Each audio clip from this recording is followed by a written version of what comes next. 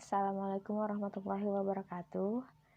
Apabila kalian membuka konten ini, berarti kalian sudah sampai di tahap penugasan untuk membuat makalah. Nah, pada umumnya, makalah itu kan berisi judul, kemudian kata pengantar, daftar isi, pendahuluan, kemudian bab 2, kemudian penutup, dan daftar pustaka. Bedanya, di makalah saya, jadi harap diperhatikan ya ketentuan makalah. Di makalah saya ini tidak mencantumkan kata pengantar. Jadi yang dimuat itu cuman lembar 1 halaman depan. Lembar 2-nya langsung daftar isi. Nah, dilanjutkan sajian materi inti di mana di sini berarti memuat bab 1 sampai bab 3. Lembar akhir baru daftar pustaka. Nah, untuk contoh bisa dilihat pada contoh format makalah yang saya bagikan filenya. Kita bahas satu-satu dulu dari lembar cover. Covernya formatnya seperti ini. Ini khusus untuk mata kuliah yang saya ampu ya. Jadi di sini ada judul makalah, ini tema ataupun masing-masing kelompok kan ada tema yang dikasih. Jadi ini adalah judulnya. Kemudian disusun guna memenuhi tugas mata kuliah, karena contoh ini adalah ekonomi makro Islam, berarti nama mata kuliahnya ekonomi makro Islam. Selanjutnya dosen pengampu. Nah, ini lambang. Dilanjutkan nama kelompok dan anggotanya. Jadi tidak perlu ditulis siapa ketua, pokoknya oleh kelompok sekian. Di sini nama beserta NPM. Di bagian bawah, di sini tercantum Prodi Fakultas Institut Agama Islam, Martapura, dan tahun. Ini bentuknya segitiga terbalik. Nah, ini bagian cover atau halaman depan. Nah, kita karena format saya tadi tidak menggunakan kata pengantar, langsung bagian daftar isi. Bagian daftar isi memuat 3 bab beserta daftar pustaka. 3 bab tersebut untuk bab 1 ada pendahuluan, bab 2-nya ada pembahasan, bab 3 ada penutup. Nah, untuk bab 1 sama semua. Bagian A latar belakang, B perumusan masalah, C tujuan penulisan. Untuk rumusan masalah silahkan kalian buat sendiri, sesuaikan dengan tema tugas kelompok kalian. Misal nih, kelompok 1 bagian tugasnya adalah siklus ekonomi, berarti rumusan masalahnya tentang apa itu siklus ekonomi atau bagaimana tentang siklus ekonomi. Pokoknya kalian buat sendiri, sesuaikan dengan tema. Nah, di bagian bab 2, bagian pembahasan, bagian ini bisa kalian lihat di silabus yang sudah saya bagi. Misal, di kelompok 1 berarti melihatnya di bagian kolom tugas kelompok kelompok 1 bagian ini. Nah, ini adalah judulnya siklus kegiatan ekonomi nih untuk kelompok 1. Berarti pembahasan di bab 2 isinya 3 poin ini aja. Ini yang dicantumkan di bab 2.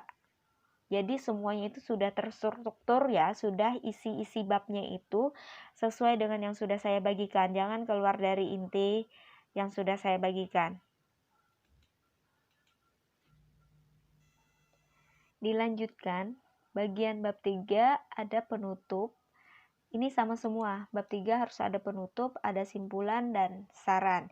Simpulan ini berisi kesimpulan dari keseluruhan materi yang sudah dibahas di bab 1 dan bab 2. Nah, sarannya silahkan kalian sesuaikan. Jadi masing-masing kelompok sarannya disesuaikan dengan tema makalah ataupun dengan saran yang menurut kalian untuk teman-teman itu sarannya apa. Kemudian di lembar terakhir ada daftar pustaka. Jadi harap perhatikan ketentuan makalah dari saya. Di sini ada ketentuan makalah bahwa setelah selesai daftar pustaka ada ketentuan space 1,5, hurufnya adalah Times Roman, ukurannya adalah 12. Nah, cara mencek penulisan, ini kita blok tulisannya, kemudian di sini dicek. Apabila Calibri biasanya format dari aturan Microsoft biasanya Calibri, jadi ubah Times Roman, ukurannya adalah 12. Khusus untuk bagian cover ada ukuran-ukuran yang hurufnya agak besar, jadi disesuaikan ya. Untuk isi semuanya ukurannya 12. Kemudian footnote. Nah, di sini cantumkan footnote. Apa itu footnote? Footnote adalah catatan kaki. Misal kalian mengambil dari buku. Ini contoh yang ada footnote-nya. Nah, misal dia mengambil kutipan dari buku, dari bukunya atau jurnal bisa. Ini contoh dari jurnal, footnote 1. Jadi urutannya adalah nama penulis, dilanjutkan judul, kemudian di sini dimuat dalam jurnal apa, kemudian tahun terbitnya beserta halaman. Kemudian ini contoh yang ada buku. Bagian buku di sini ada nama penulis, judul buku. Nah, ini yang ada tempat terbitnya di Jakarta, ini nama penerbitnya, dan ini tahun terbit juga dicantumkan halaman. Nah, ini contoh pembuatan footnote di Microsoft Word ya. Mungkin sebagian sudah ada yang paham ataupun ada yang tidak paham sama sekali. Di sini saya contohkan membuat footnote. Misal, satu paragraf ini saya ambil dari buku. Berarti ini anggap aja duanya belum ada. Berarti di sini tinggal masukkan preference. Di sini ada insert footnote.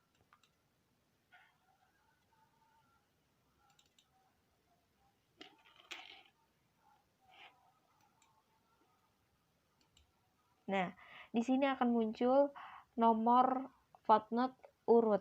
Jadi, dia menyesuaikan posisi dia itu setelah angka apa, ataupun kalau memang baru berarti dia dimulai dari angka 1. Nah, kemudian dilanjutkan sini misalnya kita tulis, misalnya ini sudah selesai nih sampai halaman. Di sini mengatur footnote, khusus footnote, tata penulisannya adalah semuanya dikontrol A dulu. Kemudian di sini diatur dia harus masuk 5 ketukan, 5 sampai 7 ketukan. Di sini tinggal tarik ininya aja. Nah, jadi dia rata semua. Kemudian penulisannya biasanya sama aturan default dari Microsoft-nya biasanya Calibri. Jadi di sini kita ubah lagi Times New Roman. Ukurannya adalah 10, khusus footnote ukurannya adalah 10 bukan 12. Nah, ini sudah ya untuk tata aturan footnote. Jangan lupa rata kiri kanan. Ini diaktifkan. Untuk footnote space-nya adalah 1. Di sini ya, mengatur spasi untuk footnote. Jadi semuanya diblok dulu. Ini sudah. Sekarang di bagian daftar pustaka. Banyak kekeliruan pada saat membuat daftar pustaka, tinggal copy paste dari footnote. Contoh copy pastenya gimana? Ini masih ada halaman, ini juga masih ada halaman. Jadi tata aturan daftar pustaka adalah nama dibalik Adi Warman Karim kan, nama penulisnya berarti Karim Adi Warman. Kemudian di sini ada judul buku, kemudian nama tempat penerbitan, baru di sini nama penerbitnya. Di sini tidak perlu lagi pakai tanda kurung. Kalau di footnote tadi kan ada tanda kurung nih. Nah, kemudian di akhir ada tahun terbit. Karena ini daftar pustaka, untuk yang ada halamannya kita hapus dulu ya.